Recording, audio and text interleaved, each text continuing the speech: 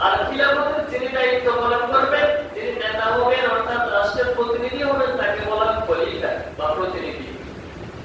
যেমন ইসলামের যুগে আল্লাহ রাসূল সাল্লাল্লাহু আলাইহি ওয়াসাল্লাম ইন্তেকালের পরে যে চারজন বড় বড় সাহাবী ইসলামী রাষ্ট্রের নেতা হয়েছেন তাদেরকে কি বলা হয়? খলিফা বলা হয়। খেলাফতের দায়িত্ব যিনি পালন করবেন তাকে কি বলা হয়? খলিফা বলা হয়। সম্মানিত হাজির, এখন আসেন, খলিফা মানে হলো যিনি রাষ্ট্রের প্রতিনিধিত্ব করবেন ইসলামী রাষ্ট্রের। এখন এই খিলাফতের উৎপত্তি কোথায় থেকে আসলো? খলিফার উৎপত্তি কিভাবে হলো? সর্বশেষ 32 খ্রিস্টাব্দে হযরত আবু বকর রাদিয়াল্লাহু তাআলা আনহুকে সর্বপ্রথম খিলাফতের মাধ্যমে খলিফা নির্বাচনের মাধ্যমে খেলাফতের প্রতিষ্ঠিত হয়। অর্থাৎ আমাদের নবী বিশ্বনবী মুহাম্মদ রাসূলুল্লাহ সাল্লাল্লাহু আলাইহি ওয়াসাল্লাম যখন মদিনায় যাওয়ার পর ইসলামী রাষ্ট্র কায়েম করলেন, ওই ইসলামী রাষ্ট্রের নেতা হলেন আমার নবী বিশ্বনবী মুহাম্মদ সাল্লাল্লাহু আলাইহি ওয়াসাল্লাম। তার ইন্তেকালের পর এখন ওই রাষ্ট্রের একজন প্রতিনিধি প্রয়োজন আছে না? আল্লাহ রাসূলের ওফাতের পর 3 দিন অতিবাহিত হয়ে গেল খলিফা নির্বাচনের জন্য। কেন? তখন ওই সময় একটা পুত্র বলে তাদের দল থেকে হবে, তাদের পুত্র থেকে নেতা হবে, খলিফা হবে। আর একটা পুত্র বলে না তাদের হকদার বেশি, তাদের হবে। এইভাবে বিভিন্ন মতানৈক্য সৃষ্টি হলো। হযরত আবু বকর রাদিয়াল্লাহু তাআলা কিছু লোক বলে যে আল্লাহ রাসূলের পরে তিনি হকদার, তাকে আমরা খেলাফতে প্রতিষ্ঠিত হতে চাই, তাকে অধিষ্ঠিত হতে আমরা সাপোর্ট করব। আবার কেউ বলে না, যেহেতু আল্লাহ রাসূল হিজরতের পর মদিনায় চলে গেছেন, হিজরতের পর আল্লাহ রাসূলকে আনসারগণ সাহায্য করেছেন আল্লাহ রাসূলকে, সেহেতু বেশি হকদার হচ্ছে হলো আনসারের পুত্র থেকে একটা প্রতিনিধি হবে। আবার কেউ বলে না, সর্বপ্রথম যারা হিজরত করেছে মক্কার মুসলমান, তারা সর্বপ্রথম ইসলাম গ্রহণ করেছে, তাদের মধ্য থেকে একজন খলিফা নির্বাচিত হতে হবে। তো এটা নিয়ে মতানৈক্য সৃষ্টি হলো। এই মতানৈক্য সৃষ্টি হওয়ার পর তখন হযরত ওমর রাদিয়াল্লাহু তাআলা সবার সামনে এসে বললেন, দেখো, এই আমল করতে কুরাইশ বংশের ছাড়া কোনো ব্যক্তি খেলাফতের দায়িত্ব যদি গ্রহণ করে মানুষ মেনে নিবে না। যেহেতু কুরাইশ বংশের নেতৃত্ব সবসময় ছিল, আর এদিক দিয়ে হযরত আবু বকর রাদিয়াল্লাহু তাআলা সবার থেকে অগ্রাধিকার তিনি কুরাইশ বংশের, এবং বয়সে তিনি মুরব্বী, এবং কি তিনি ইসলামের সকল জ্ঞানের মধ্যেও খুবই পারদর্শী। সেই দিক থেকে বিবেচনা করে হযরত ওমর রাদিয়াল্লাহু তাআলা আবু বকরের নাম প্রস্তাব করলো। তখন ওই সময় তাকে খেলাফতের তার হাতে বাইয়াত গ্রহণ করলো। এরপর আস্তে আস্তে সকল সাহাবীরা, সকল মানুষজন তার হাতে বাইয়াত গ্রহণ করতে লাগলো। এই খেলাফতের মূল উৎপত্তি শুরু হয়ে গেল ওই হযরত আবু বকর রাদিয়াল্লাহু তাআলা আনহুর যুগ থেকে। তাহলে আমরা জানলাম খেলাফত কিভাবে প্রতিষ্ঠিত হলো। এখন খেলাফতের যে নেতা নির্বাচন এবং বর্তমান আমাদের গণতন্ত্রের প্রতি যে নেতা নির্বাচন, এটার মধ্যে কিছুটা পার্থক্য আছে, আবার কিছু মিল রয়েছে। খেলাফতের সাথে এবং গণতন্ত্রের সাথে, গণতন্ত্র ইসলাম বিশ্বাস করে না। কারণ গণতন্ত্রের মূল স্লোগান হচ্ছিল সকল ক্ষমতার উৎস হলো জনগণ। এটা হলো গণতন্ত্রের মূল স্লোগান। এটা কি আসলে ইসলাম সাপোর্ট করবে? সকল ক্ষমতার উৎসকে আল্লাহ। আর গণতন্ত্রের স্লোগান কি? মূল কথাই হলো মূল ভিত্তি গণতন্ত্রের মূল ভিত্তি হলো সকল ক্ষমতার উৎস হলো জনগণ। তাহলে ক্ষমতার উৎস যদি জনগণ হয়, আবার এই দিক দিয়ে আল্লাহ সকল ক্ষমতার উৎস, তাহলে একটা শিরকি আকীদা ঢুকে গেল। এই জন্য ইসলামে কোনো গণতন্ত্র বিশ্বাস করে না। তবে গণতন্ত্রের কিছু নিয়মের সাথে খেলাফতের সাথে মিলে যায়। যেমন নেতা নির্বাচনের বিষয়টা, ভোট, এই বিষয়টা কিছু মিল রয়েছে। তবে গণভোটে সবাই ভোট দিতে পারবে, এটা কিন্তু ইসলামের জায়েজ নেই। আবার আপনি দেখেন, খিলাফতের যে নেতা নির্বাচন করবে ওই সময় হচ্ছে হলো যারা জ্ঞানে, ইলমে এবং ইসলামের জ্ঞানে যারা দীক্ষিত বেশি হবে, ওই ব্যক্তিগুলো হচ্ছে হলো এখানে পরামর্শ দিতে পারবে, ভোট দিতে পারবে। সাধারণ আমজনতার ভোট দেওয়ার সুযোগ নাই, কারণ তার জ্ঞানের সাথে একজন আলেমের জ্ঞানের সাথে মিল হবে না। তো তার জ্ঞানে করবে একজন চাঁদাবাজ, একজন টেন্ডারবাজ, একজন মক্খুরকে নির্বাচনের নেতা বানানোর জন্য, আর একজন যে ইসলামের জ্ঞান থাকে ওই ব্যক্তি বলবে না যার মধ্যে কোরআনের জ্ঞান রয়েছে, ইসলামের জ্ঞান রয়েছে, ওই ব্যক্তিকে আমি নির্বাচন করব। এই জন্য ইসলামের যে মূল খেলাফত নিয়মের পদ্ধতিতে নেতা নির্বাচন করবে, ওইটা হচ্ছিল সকল ব্যক্তি ভোটের মাধ্যমে নির্বাচন করতে পারবে, অর্থাৎ সকল জনগণ নেতা নির্বাচনের ক্ষমতা রাখে না। এটা হলো খেলাফতের নিয়ম। কারণ যারা হচ্ছিল একমাত্র কোরআন হাদিসের জ্ঞান থাকে, ইসলামের জ্ঞান থাকে, তারাই শুধু নেতা নির্বাচন করবে। আর আমাদের বাংলাদেশের নিয়ম কি? যে ব্যক্তি মাতাল, তারপরে নেশাগ্রস্ত, কোন ইসলামের জ্ঞান নাই, ওই ব্যক্তির ভোট একজন আলেমের ভোট একজন জ্ঞানের ভোট সমান হয়ে গেল। ইসলামকে সমর্থন করে আল্লাহ বলেছেন যে ব্যক্তি জানে আর ব্যক্তি জানে না, তারা উভয় সমান হতে পারে না। এখন বাংলাদেশের আইন হচ্ছে হলো যার আইডি কার্ড রয়েছে বাংলাদেশে, ওই ব্যক্তি ভোট দিতে পারবে, ওই ব্যক্তি নেতা নির্বাচনের ক্ষমতা রাখে। এটার মধ্যে আর খিলাফতের মধ্যে হলো ব্যবধান। নেতা নির্বাচনের দিক দিয়ে এটা বলতেছে। তাহলে নেতা নির্বাচনের মূল ভিত্তি কি? যারা কোরআন হাদিসের জ্ঞান থাকে তারাই নেতা নির্বাচন করবে। গণভোটে সকলে ভোট দেওয়ার কোনো অধিকার ইসলামে এটা বলে নাই। কারণ একজন মাতালের পরামর্শ আর একজন আলেমের পরামর্শ কি সমান হতে পারে? এই দিক থেকে বিবেচনা করে আল্লাহ রাব্বুল আলামিন বলেছেন, বিশ্বনবী বলেছেন যে সকলের ভোট এখানে গ্রহণযোগ্য নয়, খিলাফার ক্ষেত্রে যখন নেতা নির্বাচন করবে। এরপরে আসেন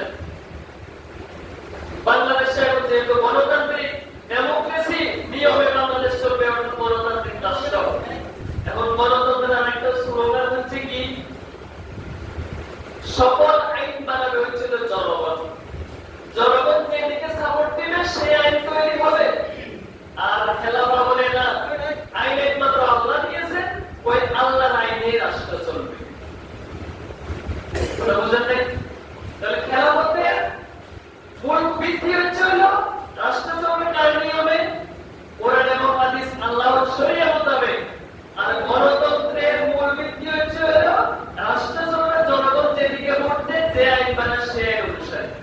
এমনকি মানুষের জনগণকে আইন বানাবে আর কোন ইসলামের মধ্যে কোন বৈজ্ঞানিক আছে? আইন দিয়েছেন আল্লাহ, ওই আইন অনুসারে দেশ চালাতে হবে, এটা আল্লাহর বিধান। আর গণতন্ত্রের কথা হচ্ছে হলো কি? আইন বানাবে হলো জনগণ। তাহলে আল্লাহ আইন দিল, জনগণের আইন দিল, তাহলে এটা সাংঘর্ষিক হয়ে গেল না? দ্বিধাদ্বন্দ্ব হয়ে গেল না? যেটা আল্লাহ দিয়েছেন সেটা আবার মানুষেরও দিল, বানাইলো, তাহলে এটা একটা শিরিক হয়ে গেল। যেটা আল্লাহর সাথে শিরক হয় সেটা ইসলাম বিশ্বাস করে না। তাহলে আমরা মুসলমান হচ্ছে খিলাফতে বিশ্বাস। এবং খিলাফত কিভাবে কায়েম হবে?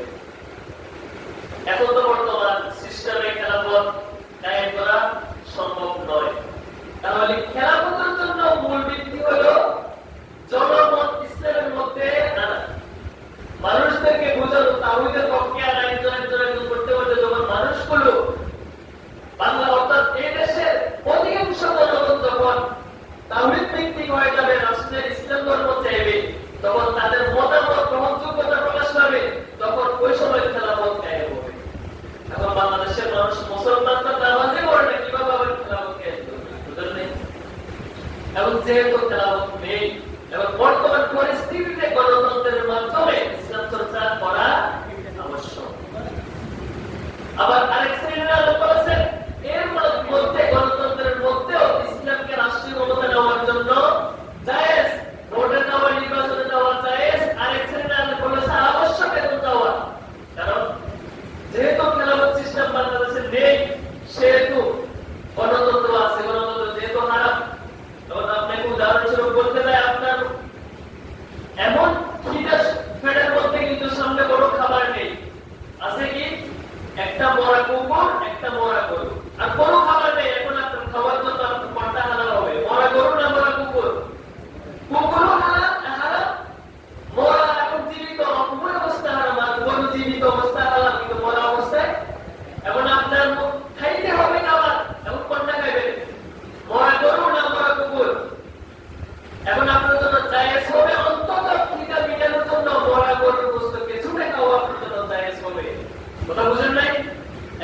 যেহেতু আমাদের দেশে কি নেই,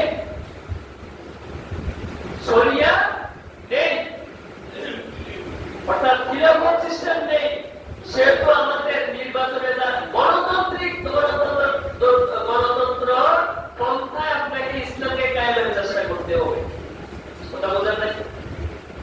তো এটা যেহেতু হারাম, ওই যে গরু হারাম কিন্তু খাইতে হবে আপনাকে বাধ্য হয়, তাহলে কুকুর না গরু, যেহেতু কুকুর সেটা গরু কিছুটা কি কম আছে হারামের দিক থেকে, এই জন্য আপনাকে ওই মরা গরুর মাংস অবশ্যই কিছু হলেও খাওয়া ওই সময়ের জন্য প্রযোজ্য, সময় আপনার কাছে কোনো খাবার নেই। কিন্তু এখন যেহেতু আমাদের কাছে কি নেই, খিলাফত নেই, সেহেতু গণতন্ত্র হারাম হলেও ওই পন্থা আমাকে ইসলাম প্রতিষ্ঠার জন্য কাজ করতে হবে, হারামটার চর্চা করে হলেও। কথা বোঝেন নাই? এখন আসেন ইসলামী রাষ্ট্রে নিয়ম নীতি কিভাবে হবে অথবা কেমন হবে, ইসলামী রাষ্ট্রের সংজ্ঞা কি?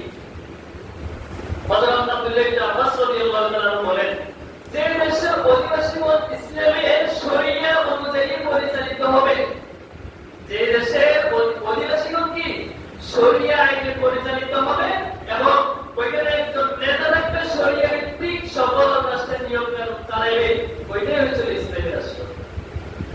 আমাদের দেশে আসেনি, আমাদের বর্তমান রাষ্ট্রে ইসলামী রাষ্ট্র আসেনি, আমাদের নেতারা মুসলমান, তবে কিন্তু শরিয়া ভিত্তিক কেউ চালাচ্ছে না। অথচ আল্লাহ আব্দুল্লাহ ইবনে আব্বাসের কথা, যে জায়গায় জনগণ কি কিসের মাধ্যমে চলবে, শরিয়া ভিত্তিক চলবে, রাষ্ট্র চলবে শরিয়া ভিত্তিক, ওইটাই হচ্ছে ইসলামী রাষ্ট্র। হযরত আলী রাহমাতুল্লাহ আলাইহি বলেন, যে ভূখণ্ডের অধিকাংশ অধিবাসী মুসলমান, কি বলল? যে ভূখণ্ডের অধিকাংশ অধিবাসী মুসলমান এবং ওইখানে একজন নেতা রয়েছে শাসক, সেই ইসলামী নিয়ম নীতি অনুসারে রাষ্ট্র চালাবে, ওইটাই হচ্ছে ইসলামী রাষ্ট্র। তাহলে এখানে কি বললো শব্দ? অর্ধেকের বেশি মুসলমান যদি হয় দেশের জনগণ, তাহলে ওইখানে হিন্দু খ্রিস্টান বলতে থাকতে পারে, সমস্যা নেই তো? আমাদের দেশে আছে তো, সমস্যা নাই। ইসলামী রাষ্ট্র কায়েম করতে কি নেই, সমস্যা নেই। কারণ এটা আমারই বললেন যে দেশের অধিকাংশ জনগণ যদি মুসলমান হয়, তাহলে ওইখানে যদি একজন নেতা রাষ্ট্রপ্রধান যদি কোরআন এবং সুন্নাহ ভিত্তিক পরিচালনা করে, তখন ওইটাই ইসলামী রাষ্ট্র। তাহলে আমরা ইসলামী রাষ্ট্রের সংজ্ঞা জানলাম। এরপর আসেন ইসলামী রাষ্ট্রের মূলনীতি কি? ইসলামী রাষ্ট্রের মূলনীতির মধ্যে এক নম্বর হচ্ছে হলো যে ইসলামী রাষ্ট্রের যে বিষয়টা বিশ্বাস করে সেটা হচ্ছে সর্বমত্ত ক্ষমতার মালিক হচ্ছে একমাত্র আল্লাহ। একমাত্র কে? ইসলামী রাষ্ট্রের মূল ভিত্তি হলো সকল ক্ষমতার উৎস কে? আল্লাহ। আর গণতন্ত্রের মূল স্লোগান কি? সকল ক্ষমতার উৎস হলো জনগণ। তাহলে ইসলামী রাষ্ট্রের যে বিশ্বাস করে না। আল্লাহ তাআলা বলেন, ওয়ালিল্লাহি মুলকুস সামাওয়াতি ওয়াল আরদি ওয়ালিল্লাহি ওয়াল্লাহু আলা কুল্লি শাইইন কাদির। ওয়ালিল্লাহিল মুলক, সকল রাজত্ব হলো আল্লাহ। সামাওয়াতি ওয়াল আরদি, আকাশ এবং জমিন যাই আছে সকল রাজত্ব কার? আল্লাহ। এখানে সকল ক্ষমতা আল্লাহ, রাজত্ব আল্লাহ, নিয়ম আছে কার? আল্লাহ। ওয়ালিল্লাহি আলা কুল্লি শাইইন কাদির, এবং আল্লাহ সকল জিনিসের উপর ক্ষমতাবান, তার ক্ষমতার উপর আর কোনো ক্ষমতা নেই। তাহলে ইসলামী রাষ্ট্রের মূল ভিত্তি হলো সকল ক্ষমতার উৎস আল্লাহ। ওরা বুঝা গেছে তো? তাহলে গণতন্ত্রের মধ্যে ইসলামের মধ্যে কি সাংঘর্ষিক বুঝলাম? প্রথম নাম্বার। দ্বিতীয় নাম্বার আসেন। দ্বিতীয় নাম্বার কথা হচ্ছে ইসলামী রাষ্ট্রের মূল ভিত্তি হলো বিচার ফয়সালা এবং কোরআন ভিত্তিক হবে। বিচার ফয়সালা কি ভিত্তিক হবে? কোরআন ভিত্তিক হবে। আর আমাদের বর্তমান যে ডেমোক্রেসি গণতান্ত্রিক রাষ্ট্রে বিচার ফয়সালা হয় ব্রিটিশ আইনে। বলে যে এখন ব্রিটিশ আইনে বিচার ফয়সালা হলে এটা কি ন্যায় বিচার হবে না অবিচার হবে? মানুষের বানানো যে বিচার ব্যবস্থা হবে সেটা হবে অবিচার, সেখানে কোনো ন্যায় বিচার নেই। তাহলে ইসলামী রাষ্ট্রের দ্বিতীয় নম্বর যে ভিত্তি সেটা হলো বিচার ফয়সালা কি হবে, কিসের মাধ্যমে হবে? কোরআন এবং সুন্নাহ ভিত্তিক, শরিয়া ভিত্তিক। সেই কথা আল্লাহ তাআলা বলেন, ওয়ামান লাম ইয়াহকুম বিমা আনজালাল্লাহু ফাউলাইকা হুমুল কাফিরুন। আল্লাহ তাআলা বলেন, ওয়ামান লাম ইয়াহকুম বিমা আনসাল্লাহ, আমি আল্লাহ তাআলা যা নাযিল করেছি ওইটার মাধ্যমে যে ব্যক্তি বিচার ফয়সালা করবে না, ফাউলাইকা হুমুল কাফিরুন, ওই ব্যক্তি হচ্ছে কাফের। আরেক আয়াতে বলেছেন ফাউলাইকা হুমুজ জালিমুন, ওই ব্যক্তি হলো জালেম। আরেক আয়াতে বলেছেন ফাউলাইকা হুমুল ফাসিকুন, ওই ব্যক্তি হলো ফাসিক। সে মুসলমান হলেও কাফের, সে মুসলমান হলেও ফাসিক, সে মুসলমান হলেও জালেম। কেন? সে আল্লাহর আইন দ্বারা, আল্লাহর কোরআন এবং সুন্নাহ দ্বারা কি করতেছে না? বিচার ফয়সালা করতেছে না। কার কথা এটা? আল্লাহর কথা। তাহলে আল্লাহর বিধান হচ্ছে হলো, ইসলামী রাষ্ট্রের বিধান হচ্ছে হলো কোরআন এবং সুন্নাহ ভিত্তিক, কোরআন দিয়ে ফয়সালা, বিচার ফয়সালা করতে হবে। আর এটা আল্লাহ বলেন, ইয়া আইয়ুহাল্লাযীনা আমানু কুনু কাওয়ামিনা বিল কিসতি শুহাদাআ লিল্লাহ। আল্লাহ তাআলা বলেন, হে ইমানদারগণ, ন্যায় প্রতিষ্ঠিত, ন্যায় সুপ্রতিষ্ঠিত এবং আল্লাহর জন্য সাক্ষ্যদাতা হও। ন্যায়ের উপর তোমরা বিচার করো, বিল কিসতি শুহাদা, তোমরা সাক্ষ্যদাতা একমাত্র আল্লাহর জন্য হও।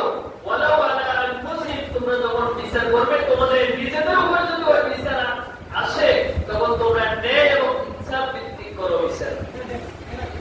আউল ওয়ালিদাইনি ওয়াল আকরাবিন, যদি ওই বিচার ফয়সালা করার ক্ষেত্রে যদি তোমার পিতামাতার বিরুদ্ধে যায়, তাও তুমি কোরআন এবং সুন্নাহ ভিত্তিক বিচার করো।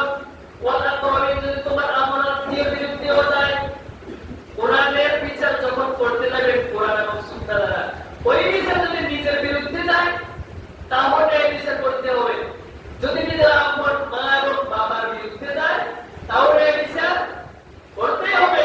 ওয়াল আকরাবিন, যদি আপনার আপন আত্মীয়ের বিরুদ্ধে যায় তাও আপনার ন্যায় বিচার করতে হবে। এমন আত্মীয়ের বিরুদ্ধে গেলে যে বিচার হয় কবিতা বিচার, আর আত্মীয় লাগে তো কিছু টাকা দিয়ে নিয়ে গেছে, বিচার উল্টে গেছে, বুঝেন নাই?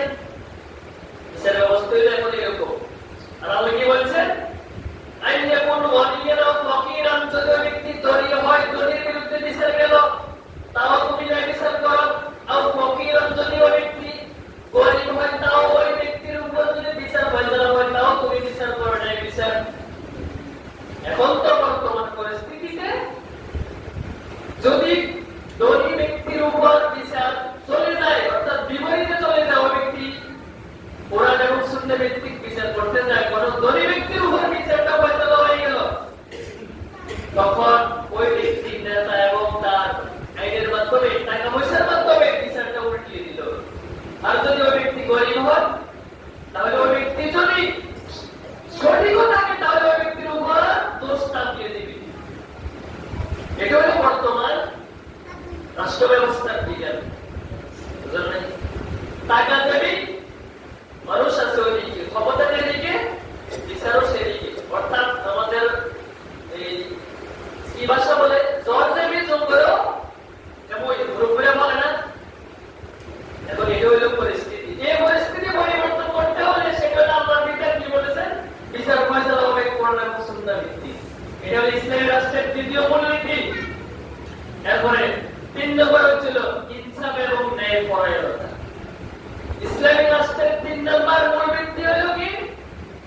ইনসাফ এবং ন্যায় পরায়ণতা। এই ইনসাফ আর ন্যায় পরায়ণতা বর্তমানে আছে তো দুনিয়াতে? দুনিয়াতে তো নাই। আল্লাহ তাআলা বলেন, ইন্নাল্লাহা ইয়া'মুরু বিল আদলি ওয়াল ইহসানি ওয়া ইতা'i যিল কুরবা ওয়া ইয়ানহা আনিল ফাহশা'i ওয়াল মুনকার ওয়াল বাগyi ইয়া'iদুকুম লা'আল্লাকুম তাযাক্কারুন। ইন্নাল্লাহা, নিশ্চয় আল্লাহ তাআলা বলেন, ইয়া'মুরু, আদেশ করতেছেন। একজন বিচারকে, হাকিমে যদি আদেশ করে, ওইটা মানা মানুষের জন্য ফরজ বাংলাদেশের বিচার ব্যবস্থা অনুসারে। বুঝলেন নাই? যদি ওই ব্যক্তির জজের বিচার ব্যবস্থা যদি না মানে, তাহলে কি হয়? কোর্ট অবমাননার মামলা হয় না। আর এখানে আল্লাহ তাআলা বলেছেন, ইন্নাল্লাহা ইয়া'মুরু, অবশ্যই আল্লাহ আদেশ করতেছেন। কিসের? বিল আদলি, ন্যায় ইনসাফের, ওয়াল ইহসান, ইনসাফ, আদল, ন্যায় বিচারের, ওয়াল ইহসান,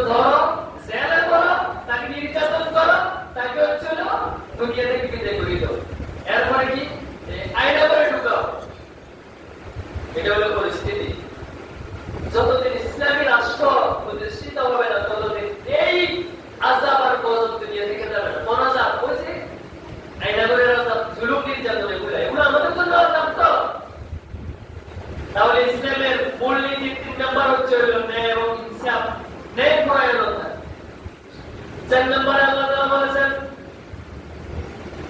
ইসলামের রাষ্ট্রের 4 নম্বর ভিত্তি হলো পরামর্শের ভিত্তিতে পরিচালিত হবে রাষ্ট্র।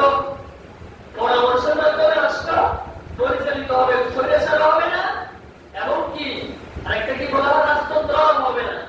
রাজতন্ত্র মানে পরিবারতন্ত্র আর কি। পরিবারের বাপ মারা দেওয়ার পরে ছেলে যোগ্য হোক অযোগ্য হোক, অযোগ্য হলেও তাকে নেতৃত্ব বসাইতে হবে। এটা হচ্ছে হলো রাজতন্ত্র। আর স্বৈরাচার মানে আমি জোরপূর্বক, জনগণ চাচ্ছে না তাও আমি জোরপূর্বক থেকে যাবো, ওইটাও ইসলাম সাপোর্ট করে না। ইসলামী রাষ্ট্রের 4 নম্বর ভিত্তি হচ্ছে হলো পরামর্শের ভিত্তিতে রাষ্ট্র পরিচালিত হবে। রাষ্ট্রের যত কাজকর্ম হবে গুরুত্বপূর্ণ ব্যক্তিরা পরামর্শ করে তারা রাষ্ট্র পরিচালনা করবে। আল্লাহ তাআলা বলেছেন ওয়াহুম শুরা বাইনাহুম, যখন তারা রাষ্ট্রের কার্যবিধান পরিচালনা করবে তখন পরস্পরের পরামর্শের ভিত্তিতে তারা রাষ্ট্রের কাজকর্ম করবে। একক সিদ্ধান্তে কোনো কিছু হবে না। দেখেন একক সিদ্ধান্ত দিয়েছে, আমি গদি ছাড়বো না, যেভাবে হোক রাস্তায় জনগণকে গুলি করে হলে আমাকে এই গদিতে বসে রাখতে হবে, মানে আমার আদেশ, এখানে দেওয়ালে চলবে না। দেখেন নাই বিভিন্ন সময় এখন বিভিন্ন রেকর্ড এখন ভাইরাল হয়, কিভাবে তারা নির্দেশ দিয়েছে, মানে তাদের একক ক্ষমতা নাই, যেটা হবে সেটাই হবে। তারা এভাবে স্বৈরাচার কায়েম করে গেছে আসছে। আর ইসলাম বলে ওয়ামরুহুম শুরা বাইনাহুম, তোমরা রাষ্ট্রের কার্যবিধান পরিচালনা করবে হচ্ছে পরস্পরের শুরা ভিত্তিক, পরামর্শ ভিত্তিক। এরপর আল্লাহ তাআলা বলেছেন ওয়াশাওিরহুম ফিল আমরি ফাইযা আযযামতা ফাতাওয়াক্কাল আলাল্লাহ ইন্নাল্লাহা ইউহিব্বুল মুতাওয়াক্কিলিন। যখন তোমরা কোনো কাজ করবে পরামর্শের ভিত্তিতে করবে, ওই পরামর্শ ভিত্তির উপর কাজটা যখন করার চেষ্টা করবে তখন এরপর তোমরা আল্লাহ তাআলার উপর তাওয়াক্কুল করবে। আর আল্লাহু ইউহিব্বুল মুতাওয়াক্কিলিন, যে ব্যক্তি আল্লাহর উপর তাওয়াক্কুল করবে ওই ব্যক্তিকে আল্লাহ তাআলা খুব ভালোবাসেন, পছন্দ করেন। অর্থাৎ যেখানে পরামর্শ ভিত্তিক কাজ হবে ওই জায়গায় অশুদ্ধ হলে আল্লাহ তাআলার সাহায্য এখানে আছে। সুবহানাল্লাহ। তাহলে পরামর্শের উপর আল্লাহ তাআলার রহমত আছে। পরামর্শের ভিত্তিতে যে কাজ হবে ওইখানে আল্লাহ তাআলার ভালোবাসা মহব্বত আছে, আল্লাহ তাআলার করুণা এখানে থাকবেই। আল্লাহ তাআলার কথা বলেছেন ফাতাওয়াক্কাল আলাল্লাহ, যে ব্যক্তি আল্লাহ তাআলার উপর তাওয়াক্কুল করবে পরামর্শের উপর ভিত্তি করে, এরপর বলেছেন ইন্নাল্লাহা ইউহিব্বুল মুতাওয়াক্কিলিন, আল্লাহ তাআলা ওই তাওয়াক্কুলকারীদেরকে আল্লাহ তাআলা ভালোবাসেন। সুবহানাল্লাহ। তাহলে ইসলামী রাষ্ট্রের 4 নম্বর ভিত্তি হলো পরামর্শের ভিত্তিতে রাষ্ট্র পরিচালনা হবে। 5 নম্বর হচ্ছে সমাজ মানব কল্যাণ রাষ্ট্র হবে। ইসলামী রাষ্ট্রের আরেকটা বিষয় হচ্ছে রাষ্ট্র হবে কল্যাণ রাষ্ট্র, ওইখানে যাতে কোনো ক্ষতিগ্রস্ত না হয় জনগণ, ওইটা খেয়াল রাখতে হবে ইসলামী রাষ্ট্রে। আল্লাহ তাআলা বলেন কুনতুম খায়রা উম্মাতিন উখরিজাত লিন-নাসি তা'মুরুনা বিল মা'রুফি ওয়া তানহাউনা 'আনিল মুনকার। আল্লাহ তাআলা বলেন কুনতুম খায়রা উম্মাত, তোমরা হচ্ছে সর্বোত্তম জাতি। উখরিজাত লিন-নাস, আমি আল্লাহ তাআলা মানুষদেরকে বের করেছি মানুষদের কল্যাণের জন্য। তা'মুরুনা বিল মা'রুফ, তারা মানুষদেরকে সৎ কাজের আদেশ দেবে, ওয়া তানহাউনা 'আনিল মুনকার, এবং অসৎ কাজ থেকে নিষেধ করবে। তাহলে রাষ্ট্রের যারা ইসলামী রাষ্ট্র পরিচালনা করবে তাদের মূল উদ্দেশ্য হচ্ছে মানুষদের কল্যাণের জন্য যত রকমের কাজকর্ম আছে সকল কিছু তারা করবে। রাষ্ট্রের জনগণ যেন অভাব অনটনের মধ্যে না পড়ে এবং কি দুঃখ দুর্দশার মধ্যে না পড়ে, এটা চিন্তা করে তারা কল্যাণমূলক রাষ্ট্র পরিচালনা করবে। এটা হলো ইসলামী রাষ্ট্রের 5 নম্বর বিষয়। 6 নম্বর হচ্ছে মৌলিক ইবাদত সমূহ রাষ্ট্রে বাস্তবায়ন করবে তারা। ইসলামী রাষ্ট্রের 6 নম্বর বিষয় কি? মৌলিক ইবাদতগুলো রাষ্ট্রে তারা কায়েম করে দিবে। আল্লাহ তাআলা বলেন আল্লাযীনা ইম্মাক্কানাহুম ফিল আরদি আকামুস সালাতা ওয়া আতুজ যাকাতা ওয়া আমারু বিল মা'রুফি ওয়া নাহাউ আনিল মুনকার ওয়া লিল্লাহি আকিবাতুল উমুর। যে ব্যক্তি ইসলামী রাষ্ট্রের নেতা হবে, আল্লাযীনা ইম্মাক্কানাহুম ফিল আরদি, আল্লাহ তাআলা যাকে সাহায্য করে করুণা করে ইসলামী রাষ্ট্রের